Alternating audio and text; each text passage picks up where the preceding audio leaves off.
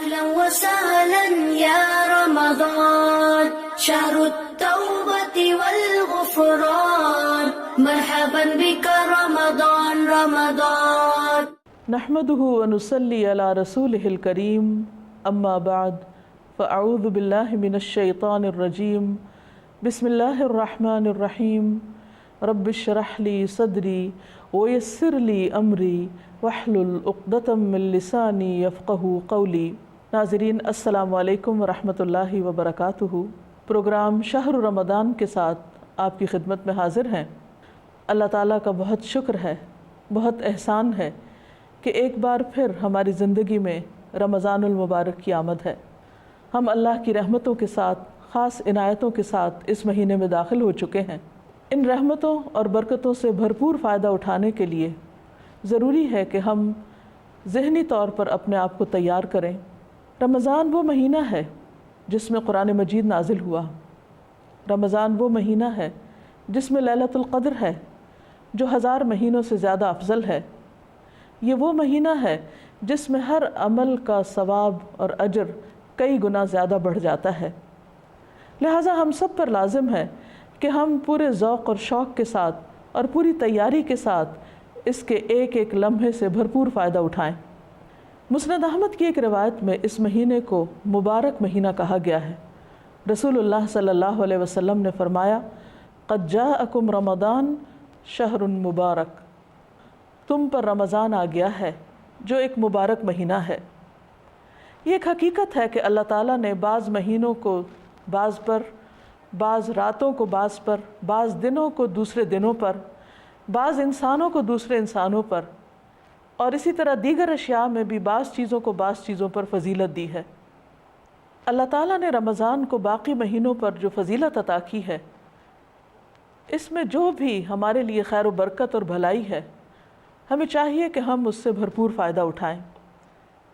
اللہ تعالیٰ نے اس مہینے میں قرآن مجید نازل کیا، ہم پر روزہ فرض کیا، اس کے دن کے روزے کو باعث اجر بنایا، اور رات کے قیام کو اگر کوئی شخص ایمان اور احتساب کے ساتھ یعنی خالصتاً اللہ کی رضا کے لیے انسان قیام کرے تو اس کے لیے بے پناہ اجر و ثواب اور بخشش کا ذریعہ بتایا۔ اسی طرح ایک اور خاص بات یہ ہے کہ اس مہینے میں شیاطین قید کر دیے جاتے ہیں، جنت کے دروازے کھول دیے جاتے ہیں۔ ایک حدیث میں آتا ہے کہ کوئی ایک دروازہ بھی بند نہیں رہتا، گویا ایک کھلا انویٹیشن ہے، ایک دعوت عام ہے کہ جو بھی شخص جنت میں داخلے کا خواہش مند ہے وہ اس مہینے میں محنت اور کوشش کر کے اپنے آپ کو اللہ تعالیٰ کی رحمت کا مستحق بنائے اور اللہ تعالیٰ کی اس اوپن انویٹیشن سے فائدہ اٹھائے، کیونکہ شیاطین قید ہیں۔ بعض لوگوں کو اس بات پر یہ پریشانی ہوتی ہے کہ اگر شیاطین قید ہیں تو پھر بھی ہم برے کام کیوں کرتے ہیں، پھر غلط کام کیسے ہو جاتے ہیں؟ تو بات یہ ہے کہ سال کے 11 مہینے جب ہم شیطان کے راستے پر چلیں تو پھر جب شیطان بند بھی ہو جائے تو اگرچہ نیکی کے مواقع زیادہ ہو جاتے ہیں، لیکن پھر بھی ہمارا اپنا نفس، اس کے اندر کا شر، اس کے اندر کی برائی بھی کھل کر سامنے آ جاتی ہے، جس کو دیکھنے اور جس کا جائزہ لینے کا ہمیں موقع ملتا ہے، اور اصلاح اور تزکیے کا ایک بہترین ذریعہ بنتا ہے یہ روزہ اور یہ قیام اور رمضان میں اللہ کی رحمتیں کہ ہم اپنی اصلاح کر سکیں۔ شیاطین کے بند ہونے کا مطلب یہ ہے کہ اللہ تعالیٰ بیرونی اسباب کو کنٹرول کر کے ہمیں نیکی کے زیادہ سے زیادہ مواقع عطا کرتے ہیں۔ اس کا یہ مطلب نہیں کہ انسان کے اندر کا جو شیطان ہے یا انسان کا جو نفس ہے وہ بھی کنٹرول ہو جاتا ہے۔ یہ مہینہ دراصل اسی کی اصلاح اور تزکیے کے لیے ہی تو رکھا گیا ہے تاکہ ہم ان مواقع سے بھرپور فائدہ اٹھا کر اپنی اصلاح کر سکیں۔ رمضان میں چاند دیکھ کر جو دعا پڑھنے کے لیے ہمیں بتائی گئی ہے اس کے الفاظ بھی بہت خوبصورت ہیں۔ اگر آپ نے کل چاند نہیں دیکھا تو آج بھی دیکھ سکتے ہیں۔ نیا چاند جب بھی دیکھا جائے یہ دعا پڑھی جائے۔ اگر اس دعا کے الفاظ پر اگر غور کیا جائے تو ہم دیکھتے ہیں کہ اس میں معانی کا ایک سمندر ہے۔ حدیث میں آتا ہے، نبی اکرم صلی اللہ علیہ وسلم نے فرمایا اذا رأيتم الهلال فصوموا واذا رأيتموه فافطروا فان غم عليكم فصوموا 30 يوما۔ صحیح مسلم کی اس روایت کا مطلب یہ ہے کہ جب تم رمضان کا چاند دیکھو تو روزہ رکھو، اور جب شوال کا چاند دیکھو تو افطار کرو، اور اگر مطلع ابر آلود ہو تو 30 روزے پورے کر لو۔ تو گویا ہمیں روزہ رکھنے کے لیے چاند دیکھنے کا اہتمام کرنا چاہیے، لیکن حقیقت یہ ہے کہ آج کل کی اس مشینی زندگی میں عموماً ہم بھول بھی جاتے ہیں کہ چاند دیکھنا بھی کوئی کام ہے۔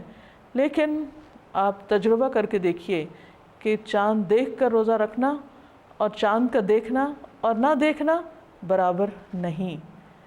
چاند دیکھنے سے بالکل انسان کی کیفیت ہی بدل جاتی، بلکہ پہلی رات کے چاند کو جو ہلال کہا جاتا ہے اس کی بھی بنیادی وجہ یہ ہے کہ ہلال کے معنی ہوتے ہیں زور سے پکارنا۔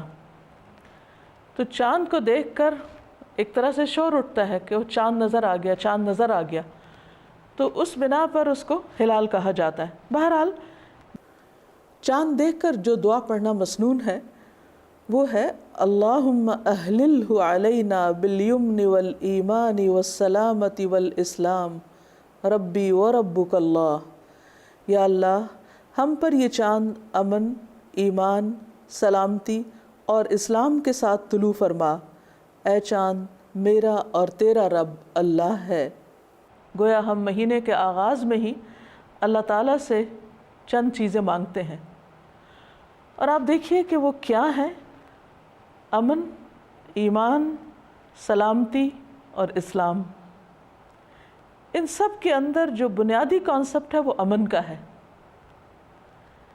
اس سے یہ پتہ چلتا ہے کہ امن انسان کی زندگی کے لیے بہت زیادہ ضروری ہے۔ امن ہو تو انسان عبادت کر سکتا ہے، امن ہو تو انسان دوسروں کی خدمت کر سکتا ہے، امن ہو تو قومیں ترقی کرتی ہیں۔ لہٰذا ہم سب کی انفرادی زندگی اور اجتماعی زندگی سب کے لیے ضروری ہے کہ ہم امن اور ایمان اور سلامتی اور اسلام کو اپنی ترجیحات بنائیں۔ اگر ہم واقعی چاہتے ہیں کہ اس دنیا میں بھی خوش رہیں، اطمینان سے رہیں، زیادہ سے زیادہ پروڈکٹیو ہوں، اور آخرت میں بھی امن کے ساتھ جنت میں داخل ہو سکیں، سلامتی کے ساتھ اس سلامتی کے گھر میں داخل ہو سکیں، تو اس کے لیے بہت ضروری ہے کہ ہم دنیا کے اندر ایسے کام کریں کہ جس سے ہم امن اور سلامتی کا ماحول پیدا کر سکیں۔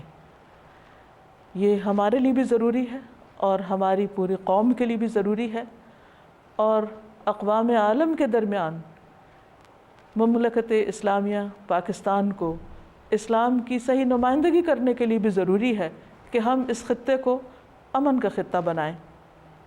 یہ اسی وقت ممکن ہوگا جب ہم پوری طرح اپنی زندگی میں، اپنے آس پاس، اپنے ماحول میں امن کی فضا قائم کریں گے۔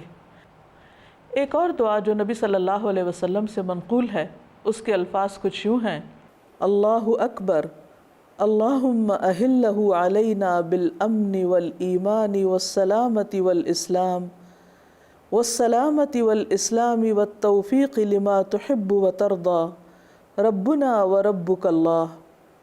اللہ سب سے بڑا ہے، اے اللہ یہ چاند ہم پر امن، ایمان، سلامتی اور اسلام کے ساتھ طلوع فرما، اور اس چیز کی توفیق کے ساتھ جس کو تو پسند کرتا ہے اور جس سے تو راضی ہوتا ہے، اے چاند ہمارا اور تیرا رب اللہ ہے۔ اس دعا کے الفاظ پر بھی جب ہم غور کرتے ہیں تو اس میں بھی چاروں چیزیں بیان ہوئی ہیں: امن، ایمان، سلامتی اور اسلام۔ امن اور ایمان کا تعلق ہمارے داخل سے ہے، یعنی دل سے ہے، اور سلامتی اور اسلام کا تعلق ہماری ظاہری زندگی سے ہے۔ حقیقت میں مومن ہے ہی وہ جس سے دوسرے لوگ امن میں رہیں۔ اسی طرح مسلمان وہ ہے جس کے ہاتھ اور زبان سے دوسرے لوگ سلامت رہیں۔ رمضان کا چاند ہمیں ان دو چیزوں کی دعوت دے رہا ہے کہ اس مہینے میں داخلی طور پر ہم اپنے ایمان کو مضبوط کریں، اور خارجی طور پر ہم اپنے ماحول کے اندر امن اور سلامتی کو رواج دیں۔ اگر ہم اس میں کامیاب ہو جاتے ہیں تو ہم سمجھیں گے کہ ہاں واقعی ہم نے اپنے اس مہینے کا حق ادا کر دیا۔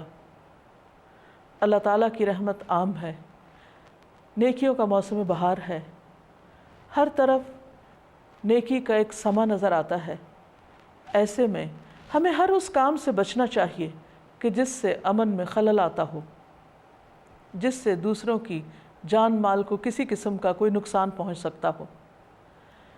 نہایت افسوس کے ساتھ یہ کہنا پڑتا ہے کہ بعض اوقات چاند دیکھتے ہی ہم اپنی خوشی کا اظہار شور ہنگامے کے ساتھ کرتے ہیں۔ بعض اوقات فائرنگ کی آواز شروع ہو جاتی ہے، کھلی فضا میں گولیاں برسنے لگتی ہیں، اور کچھ لوگوں کے لیے رمضان کی پہلی رات دنیا سے رخصت ہونے کا وقت بن جاتی ہے۔ آخر ہم کب تک دوسروں کی جانوں کے ساتھ کھیلتے رہیں گے؟ ہم کب تک اپنے آس پاس کو فتنے اور فساد کی جگہ بنائے رکھیں گے؟